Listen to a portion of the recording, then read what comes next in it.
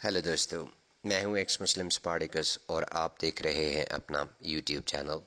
दोस्तों, कुरान और इस्लाम को एक्सपोज करने के काम को जारी रखने के लिए मुझे आपकी सपोर्ट की बेहद ज़रूरत है और ये सपोर्ट आप मुझे पेट्रियन के ज़रिए और पेपाल के ज़रिए कर सकते हैं। पेट्रियन और पेपाल के लिंक्स आपको पिन कमेंट में मिल जाएंगे।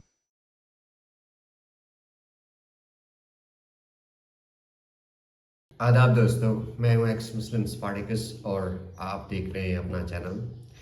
ये इंसानी फितरत है कि जब वो कमज़ोर होता है तो लड़ाई झगड़े की बजाय अमन चाहता है, लेकिन जब ताकतवर हो जाता है और उसके पास पावर होती है तो उसे कीड़ा काटता है कि अपनी पावर को एक्सरसाइज करे। कुरान को अगर हम गौर से देखें तो ये दो हिस्सों में डिवाइडेड है, मदनी सूरतें या मदनी चैप्टर्स और मक्की सूरतें। आज की वीडियो में हम दो बातें साबित करेंगे। एक ये कि कुरान किसी अल्लाह का कलाम नहीं है बल्कि मोहम्मद और उसके साथियों की कारस्तानी है, और दूसरा ये साबित करेंगे कि कुरान अपनी ही कही हुई बातों की नफी करता है। दोस्तों, आप जानते हैं कि मोहम्मद ने अपनी नबूवत के पहले 13 साल मक्का में गुजारे और 100 बंदा भी इकट्ठा ना कर सके। इस्लाम बेचारा 13 साल बेयार और मददगार पड़ा रहा। चूंकि ताकत नहीं थी इसलिए आवाज और लहजा भी कमजोर था। इस कमजोरी के टाइम में कुरान बेचारा हाथ जोड़ जोड़ कर काफरों के दरमियान इक्वलिटी, इंसाफ, कानून और माशरती फलाह पर लेक्चर देता रहा।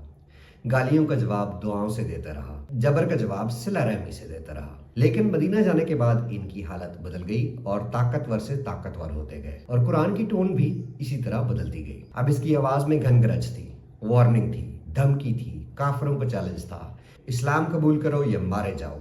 इस तरह के अल्टीमेटम थे। इस्लाम ने चूंकि अपनी फौज खड़ी कर ली थी, इसलिए किसी भी इंपीरियलिस्टिक पावर की तरह इस्लाम भी अब ताकत के जोर पर अपना धौंस जमाना चाहता था। मोहम्मद को मक्का क्यों छोड़ना पड़ा? क्या वाकई मक्का वाले मोहम्मद पर जुल्म करते थे? ये भी एक झूठ है और इस झूठ पर बहुत जल्द मैं एक अलग से वीडियो बनाऊंगा। आज की वीडियो में हम मक्की और मदनी आयतों पर गौर करेंगे और देखेंगे कि कैसे कुरान ने बंदर की तरह एक जगह से दूसरी जगह टपूसी मारकर पॉइंट ऑफ व्यू टोटली तब्दील कर लिया अपना। कुरान की सूरह नंबर 2 की आयत 256 में लिखा है, दीन के मामले में कोई जबर नहीं, कोई ज़बरदस्ती नहीं। लेकिन कुरान की सूरह 9 की आयत 123 में कहता है, ऐ ईमान वालो, अपने नज़दीक के काफरों से लड़ो और चाहिए कि वो तुम में सख्ती पाए। सूरह 73 की आयत 10 में कहता है, और काफरों की बातों पर सब्र करो और उन्हें उम्दगी से छोड़ दो। लेकिन सूरह नंबर 8 की आयत 12 में कहता है, मैं काफरों के दिलों में दहशत डाल दूंगा, उनकी गर्दनों पर मारो और उनके पोर पोर पर मारो। सूरह 109 की आयत नंबर 6 में कहता है, तुम्हारे लिए तुम्हारा दीन और मेरे लिए मेरा दीन। लेकिन सूरह 3 की आयत 85 में कहता है, और जो कोई इस्लाम के सिवा दीन चाहेगा उसे हरगिज कबूल नहीं किया जाएगा। सूरह 2 की आयत 83 में कहता है कि लोगों से अच्छी बात कहा करो। लेकिन सूरह 9 की आयत 5 में कहता है, मुशरिकों को जहां पाओ कत्ल कर दो और उन्हें पकड़ो और उन्हें घेर लो और उनकी ताक में हर जगह बैठो।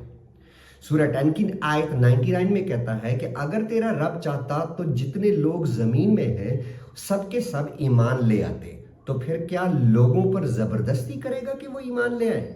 लेकिन सूरह 2 की आयत 193 में कहता है, और उनसे लड़ो यहां तक कि फसाद बाकी न रहे और अल्लाह का दीन कायम हो जाए। सूरह 50 की आयत 45 में कहता है कि हम जानते हैं जो कुछ वो कहते हैं और आप उन पर कुछ जबरदस्ती करने वाले नहीं हैं।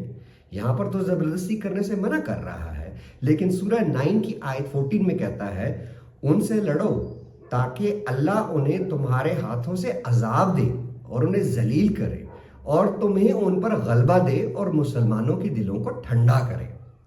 सूरह 29 की आयत 46 में कहता है कि और अहले किताब से झगड़ा ना करो मगर इस तरीके से जो उम्दा हो, मगर जो उनमें बेइंसाफ है कह दो हम उस पर ईमान लाए जो हमारी तरफ से नाजिल किया गया और तुम्हारी तरफ से नाजिल किया गया, और हमारा और तुम्हारा महबूद एक ही है और हम उसी के फर्माबरदार होने वाले हैं।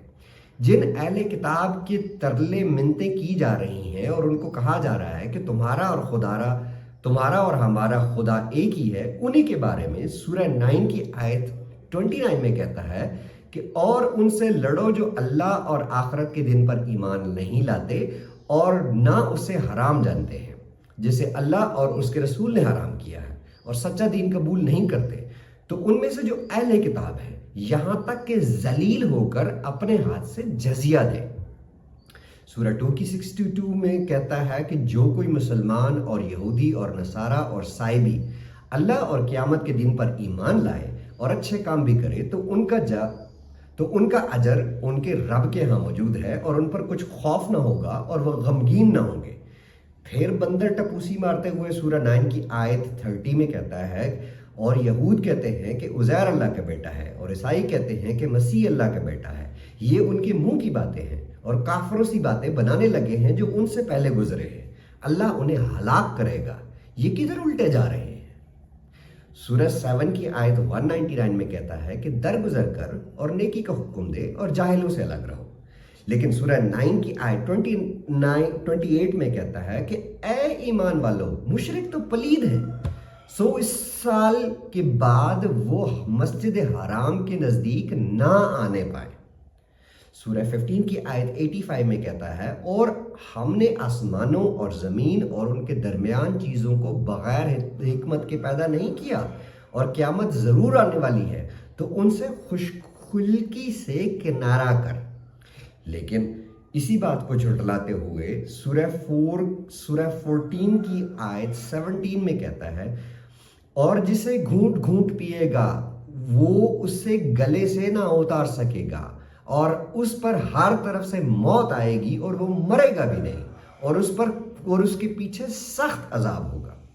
سورہ 6 کی آیت 108 میں کہتا ہے کہ اور یہ جن کی یہ اللہ کے سوا پرستش کرتے ہیں انہیں برا نہ کہو ورنہ وہ بے سمجھی سے زیادتی کر کے اللہ کو برا کہیں گے، اور اس طرح ہر ایک جماعت کی نظر میں ان کے اعمال کو ہم نے آراستہ کر دیا ہے، پھر ان سب کو اپنے رب کی طرف لوٹانا ہے، تب وہ انہیں بتلائے گا جو کچھ وہ کیا کرتے تھے۔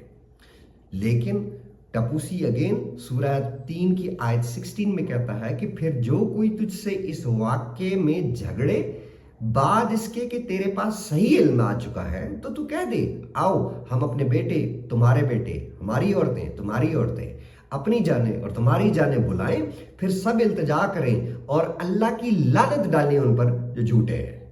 واہ۔ سورہ 43 کی آیت 88 اور 89 میں کہتا ہے اور قسم ہے رسول کے یا رب پکارنے کی، بے شک یہ ایسے لوگ ہیں کہ ایمان نہ لائیں گے، بس ان سے منہ پھیر لے اور سلام کہہ دے، انہیں بعد میں خود ہی معلوم ہو جائے گا۔ لیکن پینترا بدلتے ہوئے قرآن 47 کی آیت 4 میں کہتا ہے کہ پس جب تم ان کے مقابل ہو جو کافر ہیں تو ان کی گردنیں مار دو یہاں تک کہ تم ان کو مغلوب کر لو تو ان کی مشقیں کس لو، پھر یا تو احسان کرو یا تاوان لو۔ واہ، یہ اللہ ہے یا دادڑ کا منیا سروے جو بھتے اور تاوان لیتا پھرتا ہے؟ خیر آگے چلتے ہیں۔ ایک اور آیت ہے سورہ 50 کی آیت 45، اس میں کہتا ہے کہ ہم جانتے ہیں وہ جو کہتے ہیں اور پھر ان پر کچھ زبردستی کرنے والے نہیں، انہیں پھر آپ قرآن سے نصیحت کریں جو میرے عذاب سے ڈرتا ہو۔ لیکن سورہ 8 کی آیت 65 میں کہتا ہے اے نبی مسلمانوں کو جہاد کی ترغیب دو، اگر تم میں 20 آدمی ثابت قدم رہنے والے ہوں گے تو وہ 100 پر غالب آئیں گے، اور اگر تم میں سے 100 ہوں گے تو وہ 1000 کافروں پر غالب آئیں گے، اس لیے کہ وہ لوگ کچھ نہیں سمجھتے۔ دوستو یہ ویڈیو لمبی سے لمبی ہوتی چلی جائے گی، لیکن قرآن میں اس طرح کی ہزاروں کنٹروڈکشن بھری پڑی ہیں جس سے ثابت ہوتا ہے کہ قرآن کسی اللہ کا کلام نہیں بلکہ انسان کی گھڑی ہوئی باتیں ہیں، یعنی جہاں کمزور ہو وہاں پاؤں پڑ جاؤ اور جب طاقت آ جائے تو گلے پڑ جاؤ۔ ملتے ہیں کسی اور ویڈیو میں کسی اور ٹاپک کے ساتھ، تب تک کے لیے اپنا بہت سارا دھیان رکھیے گا۔ دھنیہ واد۔